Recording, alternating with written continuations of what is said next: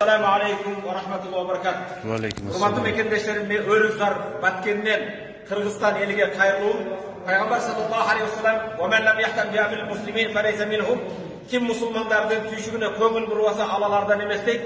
Биздин кыргызстандык элдер, мекендештерибиз баазы көңүл буруп, Баткенге кандай жардам берсек де, бүгүн Баткенде болуп жаткан каргашалуу окуяга кабыргабыз кайышып турган кезде мына эл өкүлдөрү менен келип биз өз жеринен мектепте жаткан эжелер менен, карындаштар менен, жаш балдар менен жолуктук.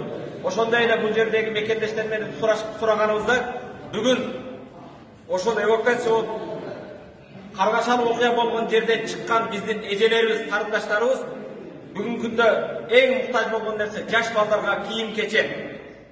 Себеп алар кээде кийим-кечегин алышка да үлгүрбөсөп кайтып чыгышкан.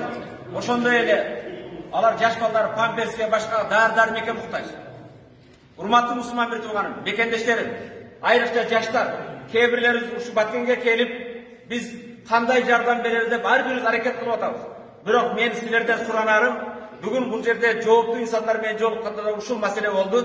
Баткенге бүгүн жигиттердин башкалар эмес, Кыргызда макал бар, чымчык сойсо да кассап сойсун деп, жана каргашалуу окуя болгон жерде өзүбүздүн Кудайга шүкүр аскерлер, куралдуу күчтөр, башкалар жетишерлүү, бирок муктаж болгон нерсе бүгүн.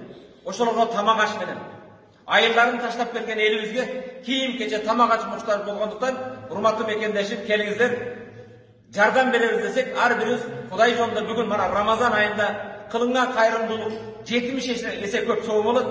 Ошол эле бир гана тамак аш менен, азык-түлүк менен чектелип калбастан, билдиңиздер, биздин көптөгөн айылдарда үйлөр күйүп кетти. Ошол үйлөрдү келечекте Кудайым буйрса эртенен тынч болгондон кийин кайрадан аны калыптандыруу болот. Балким ошого бир счет ачылса, ар кимибиз курмандык кылып Аллах жолунда ошо бейбечараларын жардам берсек. Буга жардам берүүдөн мурда ушул пайгамбардын бир хадиси менен эстетким келет. Кимде ким бейбечарага жардам берем деп жүрсө, жетим жесирге жардам берем деп жүрсө, ал түнү менен намаз окуп, күндүз орозо кармаган жана Аллах жолунда жихадта жүргөндөй сооп болот дейт. Албетте, бир гана курал жарак башка эмес бүгүнкү күндө. Бүгүн урматтуу мусулман турган имандуулардын эң чоң куралы дуа кылалы.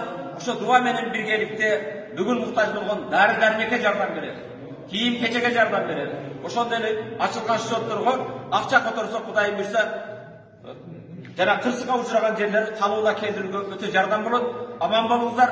Рамазан айында кылган кайыр эсенаңарды Аллах Таала кабыл кылсын. Мен үмүт кылам, биздин Кыргызстан эли берешет, кол ачык эл. Албетте, ошо отурган жериңизде бүгүн балким телефонуңуздан да которуп койсоңуз болот. Дуаңызды кылыңыз. Бул жерге кээде келип жардам берем деп, балки биз бүгүнкү ошо куралдуу күчтөргө же башка адистерге жолтоо болуп калуубуз да мүмкүн. Ошондуктан урматтуу мекендешим, келиңиздер, акча менен жана кийим-кече менен, ар ким колдон келген нерсе менен, балким строй материалдар менен, курулуш материалдары менен жардам берсек, бул да талапка ылайыгыраак деп ойлойм. Аман болуңуздар. Бүгүнгө чейин